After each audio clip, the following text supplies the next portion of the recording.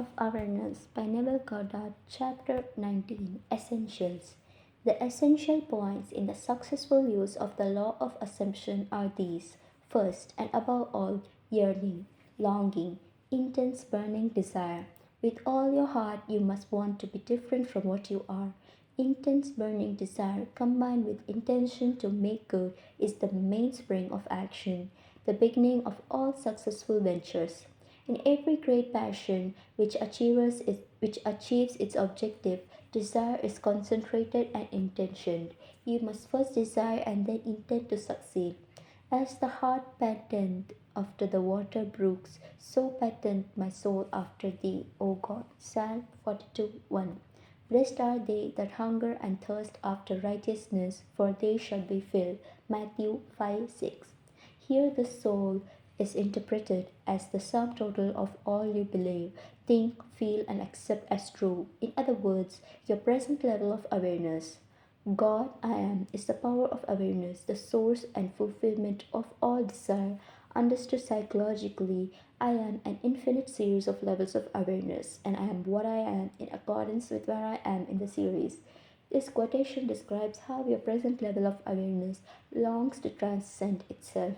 Righteousness is the consciousness of already being what you want to be. Second, cultivate physical immobility. A physical incapacity not unlike the state described by Keats in his Ode to Nightingale. A drowsy numbness pains my senses as though of hemlock I had drunk. It is a state akin to sleep, but one in which you are still in control of the direction of attention. You must learn to induce this state at will, but experience has taught that it is more easily induced after a substantial meal or when you wake in the morning feeling very low to arise. Then you are naturally disposed to enter this state. The value of physical immobility exposes itself in the accumulation of mental force which absolute stillness brings with it. It increases your power of concentration. Be still and know that I am God. Psalm 46:10. In fact, the greater energies of mind seldom break forth save when the body is still and the door of senses closed to the objective world. The third and the last thing to do is to experience in your imagination what you would experience in reality had you achieved your goal. You must gain it in imagination first, for imagination is the very door to the reality of that which you seek. But use imagination masterfully and not as an onlooker thinking of the end, but as a partaker thinking from the end. Imagine that you possess a quality or something you desire which hitherto has not been yours.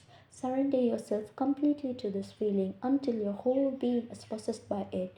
This state differs from reverie in this respect. It is the result of a controlled imagination and a steady, concentrated attention, whereas reverie is the result of an uncontrolled imagination, usually just a daydream. In the controlled state, a minimum of effort suffices to keep your consciousness filled with the feeling of the wish fulfilled.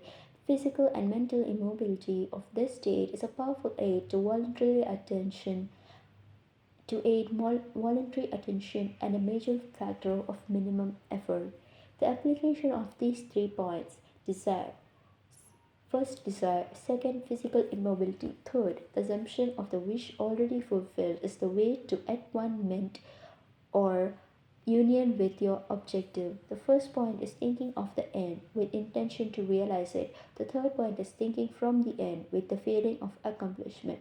The secret of thinking from the end is to enjoy being it. The minute you make it pleasurable and imagine that you are it, you start thinking from the end. One of the most prevalent misunderstandings is that this law works only for those having a devout or religious objective. This is a fallacy. It works just as impersonally as the law of electricity works. It can be used for greedy, selfish purposes as well as noble ones, but it should always be borne in mind that the ignoble thoughts and actions inevitably result in unhappy consequences.